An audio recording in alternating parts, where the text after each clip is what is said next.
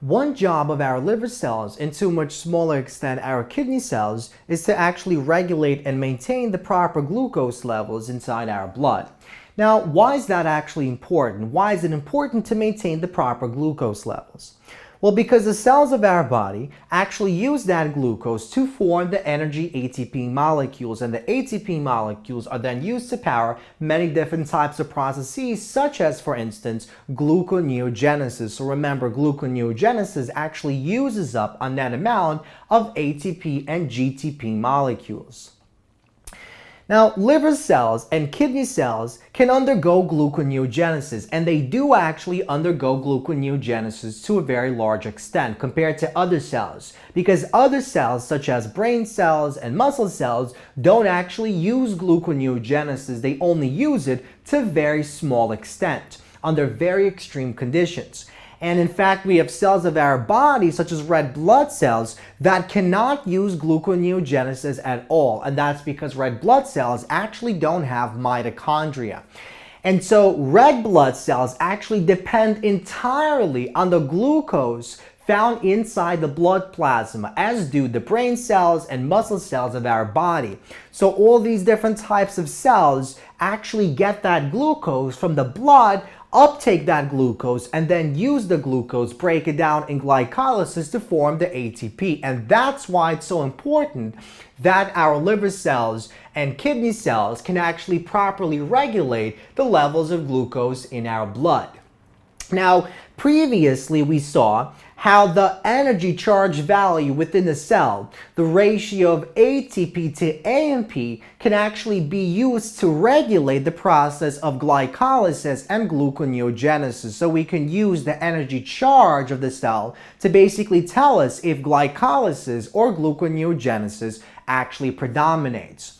Now, although that's true for liver cells and for kidney cells, because they regulate and maintain glucose levels, they also can use the glucose levels in the blood to basically determine whether glycolysis or gluconeogenesis actually predominates. So on top of using the energy charge value to help us determine which process predominates, the glucose levels in our blood can also be used to actually tell us which one of these two processes actually predominates, glycolysis or gluconeogenesis.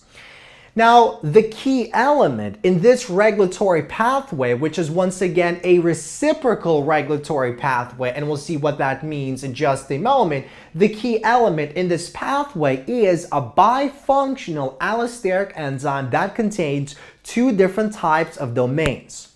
Now, bifunctional simply means it has two different functions. In fact, the functions are essentially opposite functions, and that's why we call it reciprocal. Now, allosteric means it contains special sites that can bind allosteric effector molecules that can basically affect the activity of that protein. So this is our bifunctional allosteric enzyme, and we have two different domains. This domain is known as the phosphofructokinase 2 domain, PFK2. And this domain is known as the fructose bisphosphatase 2 domain, so FBPase2. Now, because this ends in a kinase, you might expect that its function is to basically attach a phosphoryl group onto some type of molecule. And that's exactly right, as we'll see in just a moment. And likewise, because this molecule is known as a phosphatase, you might imagine that its function is to actually remove a phosphoryl group from a molecule. And that is exactly right. Their functionality is exactly opposite. So this bifunctional enzyme can exist in two states. So state A or state B. In state A, the phosphofructokinase 2, this structure is active while this one is inactive. And the reason it's active is because this serine residue found on this region here is not actually phosphorylated. Now, if protein kinase A takes an ATP and phosphorylates that serine residue on this domain, we create state B. And in state B, this becomes inactive while the other one becomes active. Now we can go back to this state by the action of phosphoprotein phosphatase, which uses a water molecule to hydrolyze that ester bond and remove that inorganic phosphate, reforming state A. So we can basically cycle between state A and state B. So let's begin by looking at state A. So in the unphosphorylated state, the PFK2 domain, this one is active while this one is inactive. And we said that when this one is active, its function is to phosphorylate some type of molecule. Now, what molecule? Well, basically an intermediate in the process of glycolysis and also an intermediate in the process of gluconeogenesis. So fructose 6-phosphate. And this phosphorylates fructose 6-phosphate into fructose 2,6-bisphosphate. And we actually spoke about fructose 2,6-bisphosphate in the previous lecture. So we saw that fructose 2,6-bisphosphate is actually an allosteric effector molecule that affects the activity of enzymes in glycolysis as well as gluconeogenesis. So if you don't remember what this does, go back to the previous lecture and check that out. And notice this one is inactivated in state A. Now, when we go to state B, when protein kinase A phosphorylates the serine residue to form this phosphorylated state, we see that that deactivates this molecule, the PFK2, while activating that fructose bisphosphatase 2. And what the fructose bisphosphatase 2 does is it basically reverses what this phosphofructokinase 2 actually does. And that's why we say they have a reciprocal function. They're opposite in what they actually do. So now what happens is the FBPase2, because it's active, it causes the dephosphorylation. It removes that phosphoryl group from that fructose 2,6-bisphosphate to form that fructose 6-phosphate. So now that we know what this key element is, the fact that we have this bifunctional allosteric enzyme found in the liver and kidney cells that basically is used to regulate this process of glycolysis and gluconeogenesis, let's actually see how this all takes place.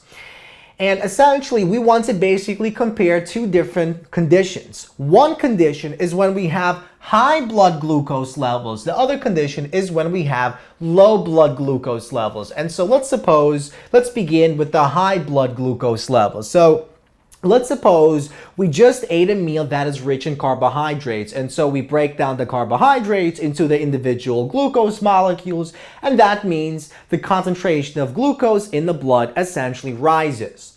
And as it rises, that signals the release of insulin hormone molecules, and insulin basically goes on and creates some type of signal cascade that essentially ultimately activates a molecule known as phosphoprotein phosphatase. And this is the same molecule that we basically discussed here. Remember, the phosphoprotein phosphatase is the enzyme that catalyzes the transformation of the bifunctional enzyme from B state to the A state. And so this basically stimulates this phosphoprotein phosphatase to activate the PFK2 domain.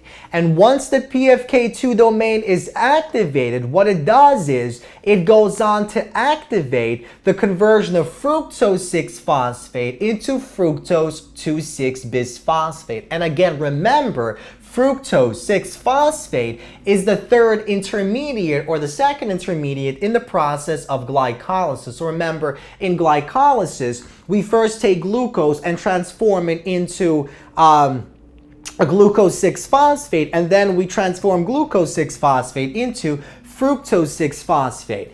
And fructose 6-phosphate can either transform into fructose 1,6-bisphosphate to continue the process of glycolysis, but when this bifunctional enzyme is in this active state, it goes on to basically transform the fructose 6-phosphate into fructose 2,6-bisphosphate.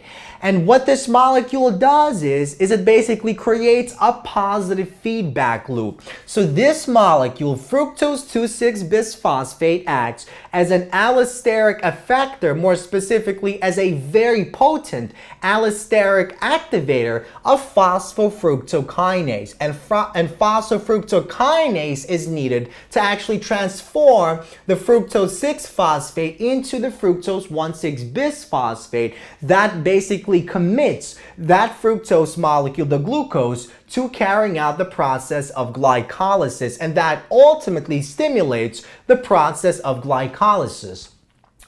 At the same time that fructose 2,6-bisphosphate acts as an allosteric activator to phosphofructokinase, this same molecule will act as an allosteric inhibitor to an enzyme found in the process of gluconeogenesis. So when this pathway is followed, when we have high blood glucose levels, we see that glycolysis is essentially activated, but gluconeogenesis is essentially inhibited. Now, why does that actually make sense? Well, if we have high levels of glucose in our blood, our kidney cells and liver cells want to actually remove the excess glucose from our blood because high levels of glucose can actually be very toxic. And so what that means is these liver cells want to pull in these glucose molecules and then break down the glucose molecules to ATP molecules, because that will also ultimately help us decrease the level of glucose in our blood. Now, what about the other case? What about if we have low blood glucose level? For example, let's say we're fasting. So if we fast, we essentially don't eat for an extended period of time.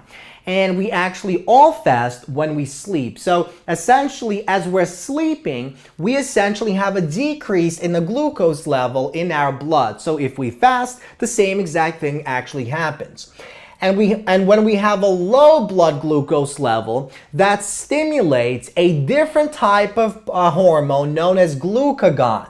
And glucagon also creates some type of signal transduction pathway. More specifically, it creates a cyclic AMP signal transduction pathway. And this secondary messenger molecule goes on to activate PKA, protein kinase A. And as we know from this particular discussion, protein kinase A transforms this state into this state. It phosphorylates that serine residue that inactivates the PFK2, and it activates that fructose bisphosphatase 2. And so now what happens is, in the presence of low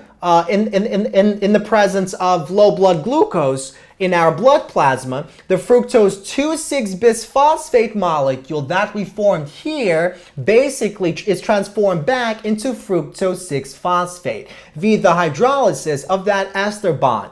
And when this process takes place, this potent activator of phosphofructokinase can no longer activate that phosphofructokinase. And because this concentration decreases, it can no longer inhibit the enzymes of gluconeogenesis. And so this basically means gluconeogenesis will essentially be activated while glycolysis will basically decrease in the rate at which it actually takes place. Now, why does that actually make sense?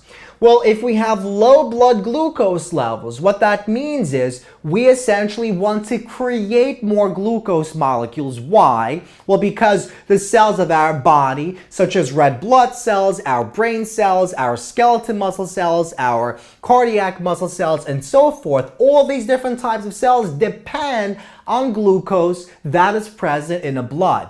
And if the levels of the glucose drops, that can be very dangerous to those cells, because, for instance, if our red blood cells cannot actually get the glucose from the blood because of the low levels of glucose in the blood, that can essentially lead to many different types of problems. And so what happens is the liver cells essentially begin to produce these glucose molecules from non-carbohydrate molecules such as pyruvate and lactate and amino acid and glycerol molecules.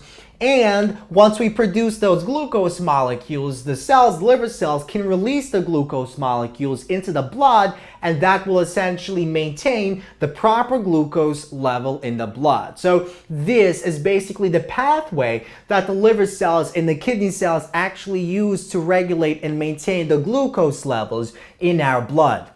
Now, one more thing I'd like to mention about insulin and glucagon is that these two different types of hormones also actually activate and inhibit certain types of gene expression. So insulin and glucagon also affect the rate at which our cells actually undergo gene expression and transcription.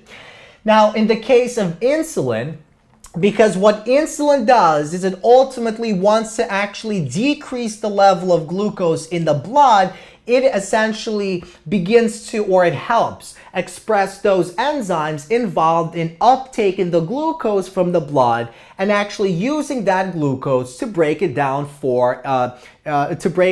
glycolysis. And so the enzymes of glycolysis basically will increase in the rate at which they're going to be produced, and also glucose transporters such as GLUT4 will also express